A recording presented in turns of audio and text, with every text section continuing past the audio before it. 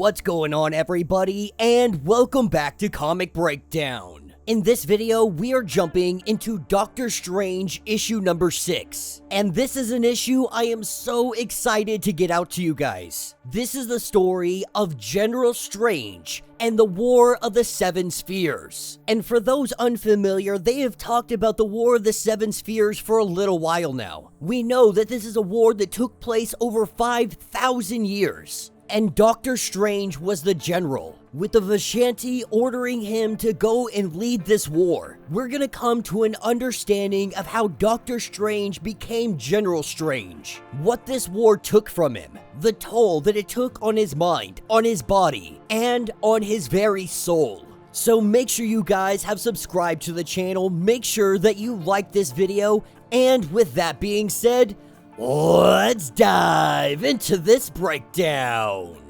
Alright gang, so as we dive into this issue, we are picking up many years ago. The Vishanti have come to Doctor Strange. They have come to him because they demand his service. But Doctor Strange does let them know that he is no soldier, that he cannot leave his post. He is Earth's Sorcerer Supreme, and the Earth must be defended. And though this may be true, the Seven Spheres are at war. Battle rages on a multitude of worlds. And the Trinity of Ashes, they are pressing on hundreds of fronts. What they are telling him is that there is a high probability that they could lose this war. And if they do lose this war, that means that Earth, it would never be safe.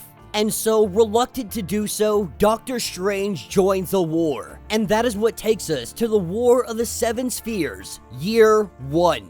Throughout this war, Stephen Strange kept a war journal. Now, Stephen is a doctor. This is something that he repeats to himself, something that he fears he might forget one day. The Vishanti battling the Trinity of Ashes across the plains, both sides having armies that amass in the tens of millions. And Doctor Strange, the soldiers continue to call him General. The Vishanti had ordered all the ranks to do so. And even though Strange does continue to tell them that his name is Doctor, now they call him Doctor, but it only lasts for a little while and then the title General comes back. This is where we are introduced to Orgoth and Jarnat. These are his go-to guys. And as General Strange gets an update on everything that is ongoing, today they have won their battle. But what they had to do today is going to leave these prayer fields uninhabitable for generations. But lives were saved. It has been 1 year.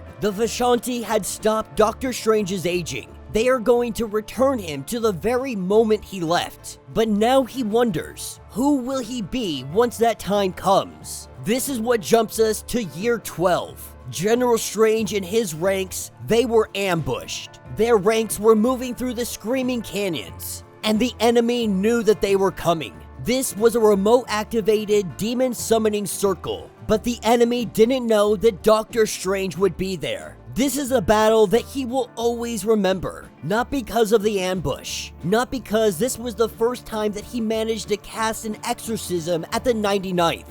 This was the first time that he mastered lying to himself.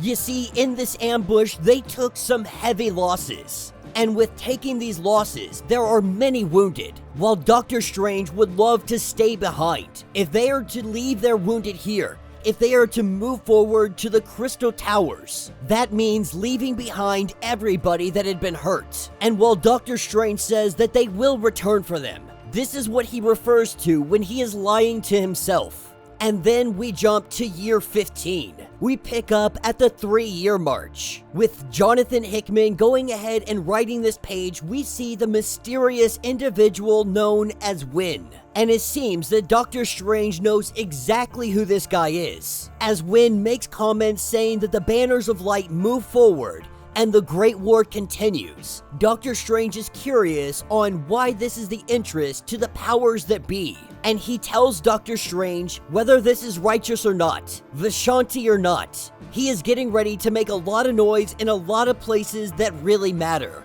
and this is enough to wake slumbering gods. Doctor Strange wondering if he might be able to count on their help. The bad news is, they are no help at all. And so Strange must ask, why are you here then? If you're not here to tell me that the powers that be are going to help me in this fight, why have you come to the battlefield? And it's really a simple answer. Wynn had come to ask if Doctor Strange dies, can he add everything that he owns to his own belongings? Can he have all of his stuff when he dies? This is where we take another big jump and we jump to year 100. Doctor Strange has been at war for a century, and this war has taken its toll. We see this by the scarred face of Doctor Strange. They may have extended his life, and despite being injured, maimed, drawn to death's door time and time again, he remains ageless as the day he joined. But his soul, his spirit, the Vishanti can do nothing about those scars. Now at this point in the war, Doctor Strange has taught the mages how to heal their wounds, how to heal their warriors from the corpses of the dead enemies. So let's say that somebody like Orgoth lost an arm. They can replace that arm by using the dead bodies of the enemy.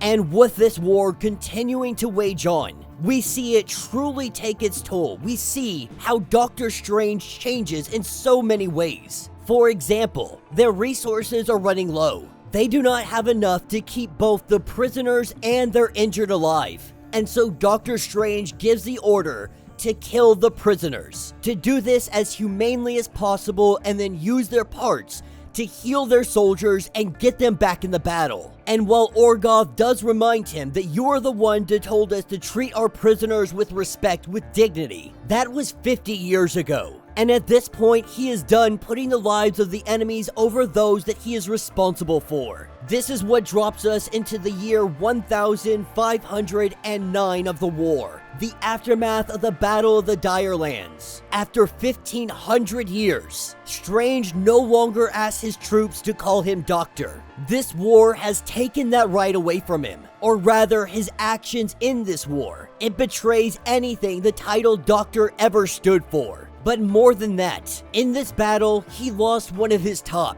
In this battle, they lost Jarnat. This war was changing them. It was reshaping them. Little by little, he was slowly losing the person he once was. As we jump to year 3812 of this war, on the battlefield, the Trinity of Ashes, they manifest directly. In doing so, they take very heavy losses on the side of Doctor Strange. But this far into the war, Doctor Strange, General Strange, can only think about winning.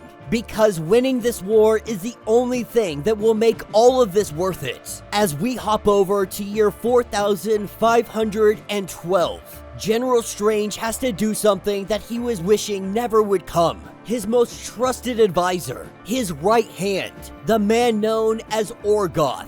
He tried killing General Strange, and General Strange has to ask, after all of this time, after thousands of years of serving at my side, after the hundreds of times you have saved my life, why would you try to kill me now? And Orgoth lets it be known that he is tired of war, and killing General Strange would end this war. That they have all been kept alive for so long, they have forgotten what it is like not to be in war. He just wants the war to end, even if it means that their side loses and the Trinity of Ashes wins. How can it be any worse than what has already happened? Now, of course, Doctor Strange very upset about this. Because the way that General Strange sees things, if they do not keep on fighting everything that they have done, every life that they have lost, every horrible thing that they have done, it would all be for nothing. That he would have thrown his soul away for nothing. But Orgoth knows the oath that he pledged. He knows what will now come. And while Doctor Strange definitely doesn't want to do this, this is where Orgoth calls him Doctor for the first time. Laughing right before he dies, saying that he finally got it right. And this is what takes us to year 5000. As he stands before the Vishanti, they have just told him that this war is over, because the Trinity of Ashes have come looking for peace, that the war will finally end. But at this point, General Strange no longer wants the war to end. He wants this war to end with the Trinity dead. The General sees this as a spit in his face, that over thousands of years, hundreds of millions of people have died. They have gave their life for this war. People have given their souls. And now you're gonna tell me after 5,000 years that we're just gonna call a truce. He believes that the Trinity is only seeking peace because they know that General Strange is coming, that his legions are ready, that these are the 150th generation soldiers, an entire culture made out of war. And this close to victory, he knows that he can destroy the Trinity, that there would never be another war like this. There would never have to be. But this decision has already been made. They will accept the Trinity's terms, and they will have peace moving forward. This is where the Trinity show themselves, telling General Strange that you are right in one respect, that they are afraid of him. It is the fear of him and the armies that have drove them to peace. And this is why they have one condition. The Vishanti let him know that the warriors all will be cared for, but the Trinity require one life. They require the life of General Strange. They want him imprisoned. That way he could never be a threat to them again. But they also made an agreement with Dr. Strange. They promised to return him to his home. And so what they do is separate the General from the Doctor. These 5,000 years, his memories, his experiences, his magic, this will all be taken away. Because there is no longer a place for the Warhound of the Vishanti. He will be renewed to the state that he was in when he first arrived, as General Strange vows that he will return, that he will come back and he will finish his war. This is what picks us up with Dr. Strange after he is returned, his first day home back on Earth. The Vishanti had given him a crystal. They let him know that he fought a war for 5 millennia, but that he would have no memory of this, that there were too many complexities. But they tell him that you must guard this crystal with your life, because inside this crystal is a great danger. And even more than that, the crystal is linked to his life force. It is the only way that they could have done this. This means if Dr. Strange dies, General Strange will be released. And after the death of Dr. Strange, that is exactly what happened. General Strange was released from his crystal, and now he is returned to wage his war. And that will be the end of this issue. So let me know what you guys think down in the comments. One heck of a story. Though this was all contained inside of one issue, I really hope we get the opportunity to expand on these wars more. 5,000 years of General Strange fighting against the likes of the Trinity of Ashes. After millennia of fighting wars, we saw that Dr. Strange was transformed into a warhound, into a dog of war. That the very soul of Dr. Strange no longer existed. The man that Dr. Strange was, that man died so long ago. And what remains is only General Strange. After all the sacrifices that he made, the people that he had to kill, the lives that he had to watch die, he was unwilling and unable to stop his war. That he sacrificed every fiber of who he once was to fight this war, to win this war. And when it came time for the war to end, General Strange couldn't stop. He couldn't lie down and let there be peace. Not when victory was so close within their grasp. But now that General Strange has returned, his war will continue on. With 5,000 years of experience on Dr. Strange, the battle between these two is going to be epic. But can Dr. Strange stop somebody that is himself? Can he stop the power that he has? The magic that he has learned? Or will General Strange reign supreme? Also, the little tidbit about win from Jonathan Hickman's G.O.D.S.